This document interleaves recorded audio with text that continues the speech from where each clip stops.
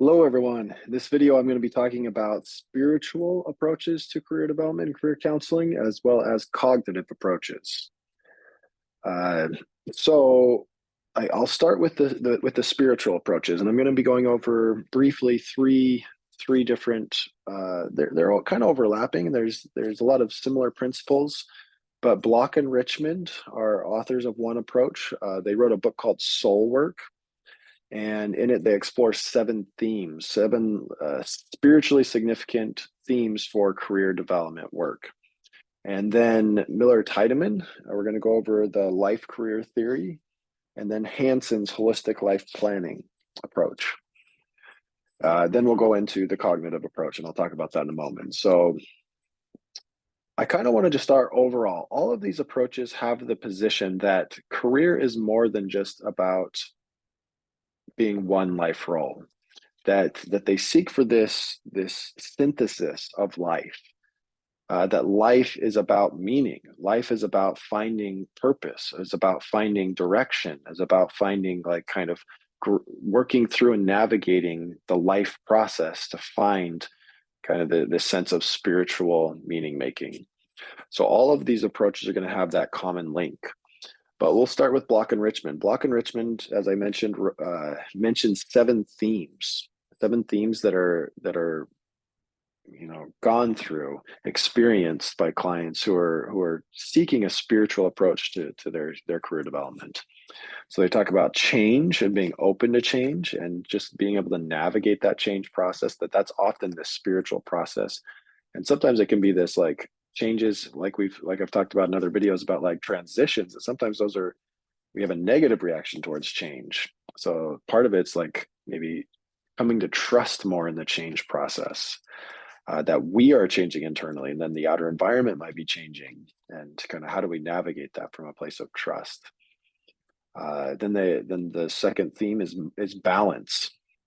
So it's trying to find that we're not just overemphasizing one life role or one position in life, but we're trying to find an overarching balance and a sense of stability.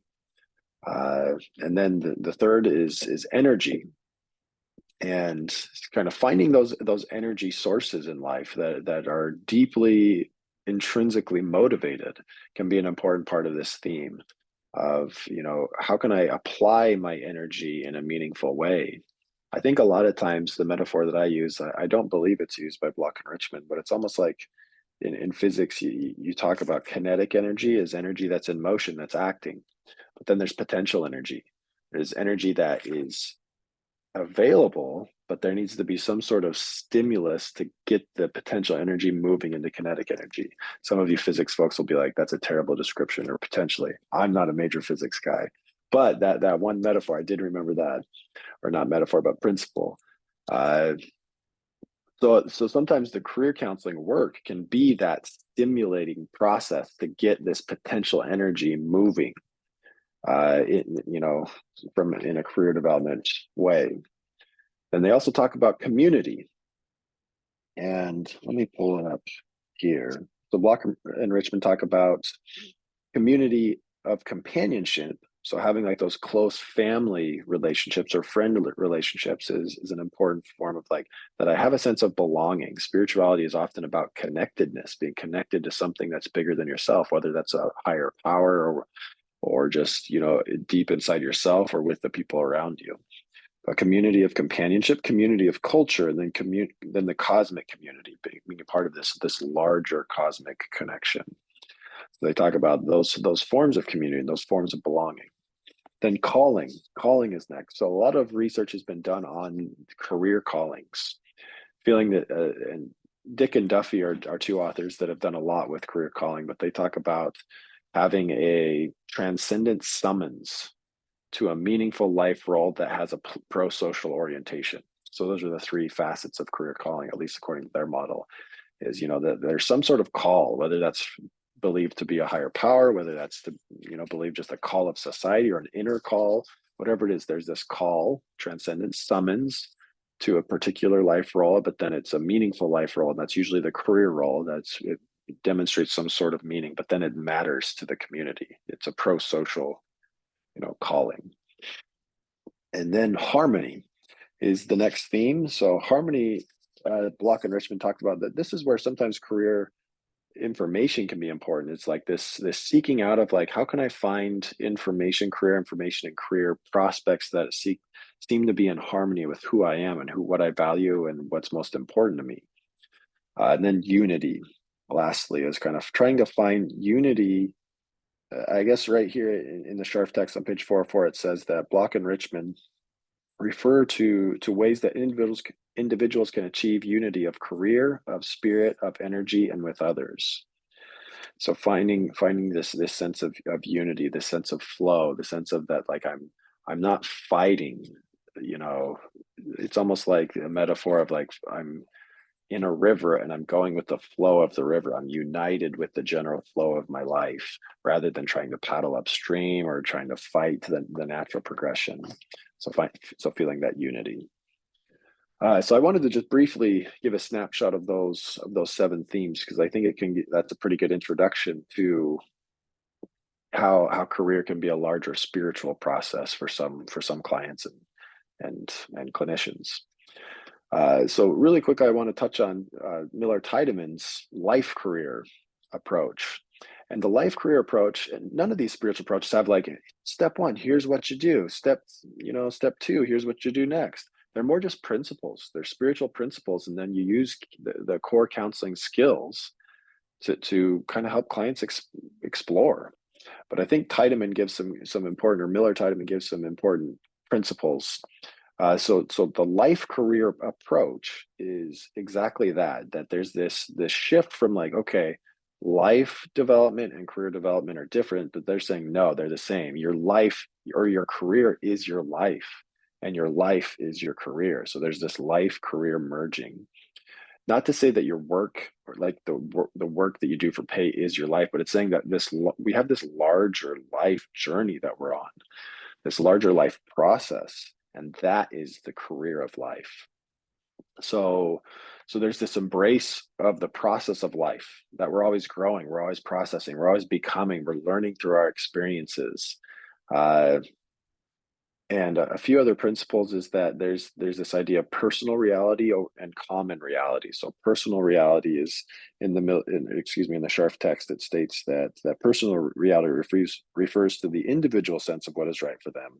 Common reality refers to what others say the individual should do, or what they others believe is right for the person. So clinicians who come from this life career approach really try to help the client step into their personal reality, to trust in themselves and believe in what they believe is right for them. And they kind of view it that assessments can be used, but they're used carefully, because career assessments could be another form of a common reality being imposed on the individual and kind of squashing their personal reality. And then maybe the last thing that I want to add about the Miller-Tiedeman approach is that goals aren't really developed. It's not like, hey, here's your clear career goal, but it's more like setting intentions or tentative directions to follow. So there's not like these fixed, clear-cut goals to follow. And I think the key purpose of that is to trust in the natural unfolding of life, that life doesn't have to be forced, that there can be this trust that life is going to roll out and play out how it needs to. And sometimes we can be the ones fighting against that. Similar to that metaphor before that I talked about with Bloch and Richmond, of like, sometimes we might be setting goals that are battling us upstream against the natural current of life. So they're trying to say that change is normal, and we can also remain open to shifts that we weren't previously aware of. So if we set too fixed of goals, then we kind of get stuck in a frame of reference or a frame of mind that doesn't allow us to be open to that spiritual unfolding. So those are a few principles from Miller-Tiedeman. The last one that I wanted to address, and that Scharf addresses in his text, is the Hansen's model, holistic life planning.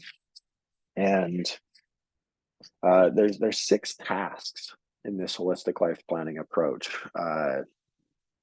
I'm not going to go into every single one of them quickly, but they're pretty similar principles to before. But I think what Hansen really goes into and values a bit more is task 4 is valuing pluralism and inclusivity. So kind of this multicultural and cultural embracement as part of this holistic life planning process. The others do address that in their own ways, but I think Hansen addressed it a bit more explicit.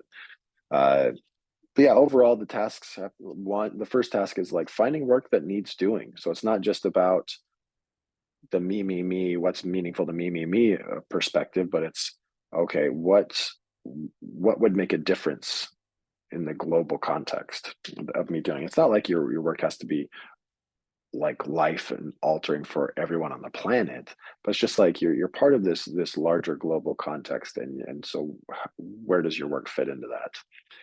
And I guess task two is finding a way to weave in your life, like your life, to meaningful work. So similar to that life career approach, but kind of finding that meaningful life whole, that you're not fragmented and split between various identities that are drastically different or even competing, but kind of finding the central core among them.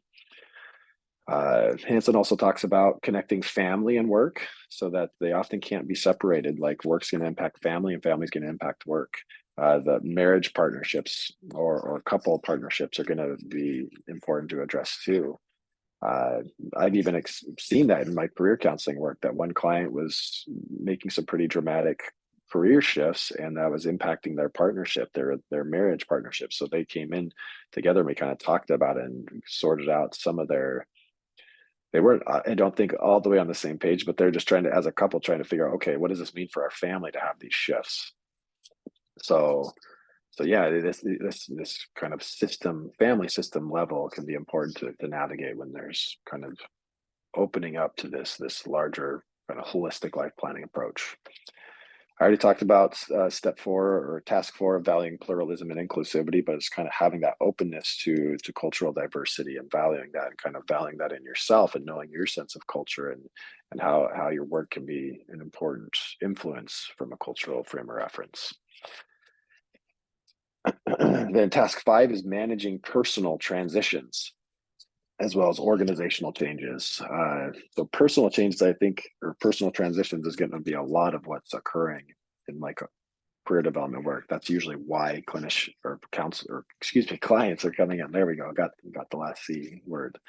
That's why they're coming in. They're in a state of transition. They're in a state of change, and they need to make sense of that. And I think Hansen's a bit more open to, just honoring that. That's part of the task. That's the natural sequence, and kind of finding a way to do that in a meaning-centered way, in a holistic way. And then that kind of leads to task 6, which is exploring spirituality, purpose, and meaning. I'm trying to find, when I'm finding this life planning approach, that I need to have my sense of meaning, purpose, and as a centerpiece, that's a central aspect of the holistic life planning process. So once again, those are 3 different spiritually informed career approaches that can be important, that can connect to, for some clients and for some clinicians. The last model that I want to go over pretty quickly, trying to keep this as condensed as possible, but the cognitive information processing model. So I'm actually going to share my screen and share a couple of images. All right, so I think I'll just actually share one. So here it is. There's 3 different domains: the knowledge domains, the decision-making skills domain, and then the executive processing domain. So the cognitive information processing model basically starts and kind of goes through these different stages here. So that for the knowledge domains, there's self-knowledge and occupational knowledge. So we're learning about the self, learning about what knowledge do we need to know, our values, our sense of clarity of who we are, of what we want, what's meaningful to us, our personality, our preferences, our abilities, kind of having that realistic self-knowledge. So self-awareness and insight is really important, but then we need to have this outer awareness of the occupational environments and potentials outside of us. So those knowledge domains are really central. But then the decision-making skills domain has to do with knowing how we make decisions. How do we go about making large decisions and larger transitions? So the CASV model basically just refers to, CASV is, the C stands for communication, the A stands for analysis, S is the synthesis, V is valuing, and then E is execution. So basically, I guess I'm going to turn back really quick to on Sharp page 414. It talks about communication is when individuals get input from within themselves or from the environment, the communication process starts. So they start to get in touch with these information, and it kind of has to do with the self-knowledge and occupational knowledge that we need to communicate. And we need to start that communication process to learn about ourselves and about those around us. But then that leads to analysis. So the A, so we need to, this can be an examination process, examining values, who we are as people, that we're, analyzing information as well, the occupational information to know if it's a good fit for us. So then that leads to that synthesis process. And Scharf talks about it. So when information is analyzed, then individuals can pursue courses of action. Thus, they are taking information and synthesizing it through elaborating or crystallizing what they have analyzed. So it's taking in the information. So we're communicating, we're analyzing the information, and we're kind of synthesizing it, trying to figure out, okay, so how do I make sense of this information? And then valuing is kind of part of that. I view it as part of that synthesis process is, so now what do I do with this information? What do I think about it? So I guess another way that it talks about in the Scharf text is, what is the best choice for me now that I've thought about these, aspects of my self-knowledge, occupational knowledge, I've analyzed it. So I start to figure out, okay, what needs to have the highest priority? What is most valuable at this point? And that leads to execution, making a choice, acting. The last principle of the executive processing domain is the metacognition. So this kind of has to do with like thinking about previous decision making, thinking about how do I, similar to the level 2 of decision making skills, but it's a bit more about thinking about my thinking. So Scharf talks about this as like, this can be, conversations around self-talk. How do we talk about ourselves? How do we see ourselves when we're in these decision-making processes? Sometimes we can be really nitpicky, or clients can be really negative towards themselves, or feel like, oh, I'm a failure because I'm not figuring things out, or I'm a failure because I don't have clarity, or I feel this negative pressure that I'm doing something wrong. So there's can be kind of this heightened anxiety or even depressive state around these career transition and life transitions, because of the way that the individuals talk towards themselves. So sometimes that's a significant part of working of counseling clients with career concerns, because they need to make sense of like, okay, it's less about the decision that I'm making, and it's more about how I'm viewing the decision and how I'm viewing myself in the context of the decision. So this can be, a big part of the meta cognitions in this executive processing side is just gaining even more self awareness of how I make the decisions and how I think. So it's not just who I am, but it's like how I think about who I am. So overall, those are some of the key processes in the cognitive information processing approach. So it might kind of go through sequentially through these different steps, or it might kind of shift and alter around. Maybe you're in this analyzing a potential pathway, but then that leads to more self-knowledge, or that leads to self-talk conversation. So it can kind of swirl among the various principles as well.